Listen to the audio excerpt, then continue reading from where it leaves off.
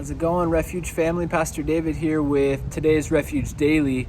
I'm going to be completely honest. I'm actually on vacation right now in a place that's a little bit warmer than Huntington. With my family, we're in Palm Springs currently, or I should say when you are watching this, I'll be in Palm Springs. And so just full disclosure, not in Palm Springs currently. I recorded this a little bit earlier, but still have a short word that I want to bring to you guys.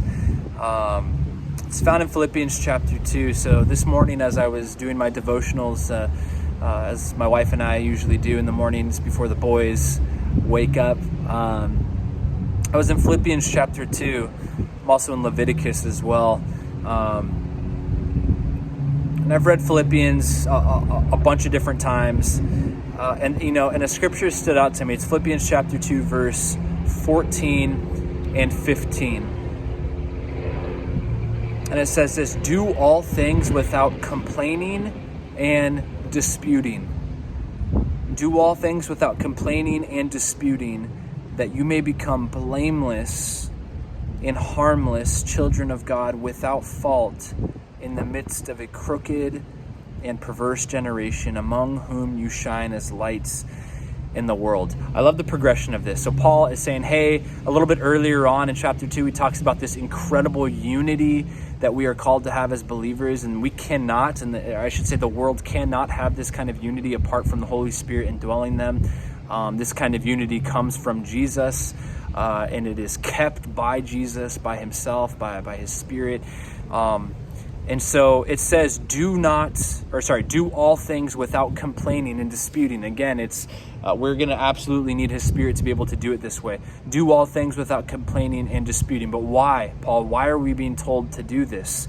That you may become blameless and harmless children of God, without fault, in the midst of a crooked and perverse generation, among whom you shine as lights in the world.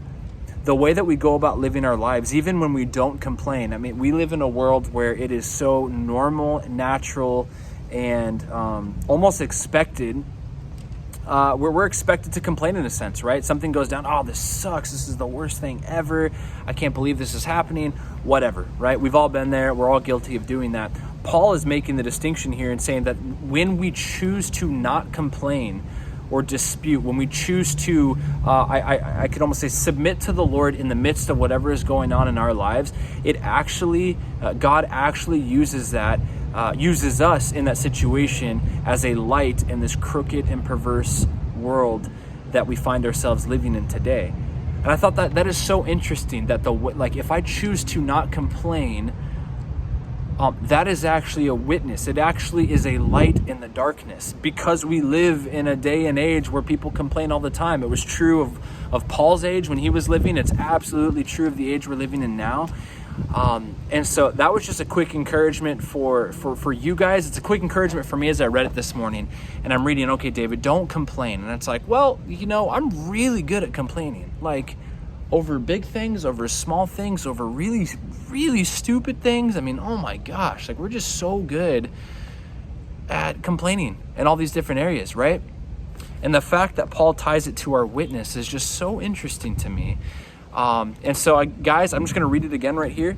Verse 14, do all things without complaining and disputing. Remember, this is something, we need the Holy Spirit indwelling us for us to live this kind of way. That you may become blameless and harmless children of God, without fault, in the midst of a crooked and perverse generation, among whom you shine as lights in the world. I'm going to finish this the section. Holding fast the word of life, so that I may rejoice in the day of Christ, that I may have not run in vain or labored in vain. Yes, and if I am being poured out as a drink offering on the sacrifice and service of your faith, I am glad and rejoice with you all. For the same reason, you also be glad and rejoice with me. So, Refuge family, I love you. I hope you're encouraged by this. I also hope you're challenged by this, as I was as well. I also just want to say this really quick. I know I'm signing off, but when we find ourselves complaining, do not feel condemned as though God is looking at you being like you're the worst person in the world. Look at it as an opportunity to be like, okay, God, teach me how to not complain in this situation. Holy Spirit, would you fill me? Would you refresh me? Would you give me your perspective in this situation? And when we ask for that, God will fill us. He'll help us not complain in the situations that we find ourselves in. And in doing that, we will be a witness in the world, in the generation, in the time that we're living in. Love you guys. God bless you. We will see you next time.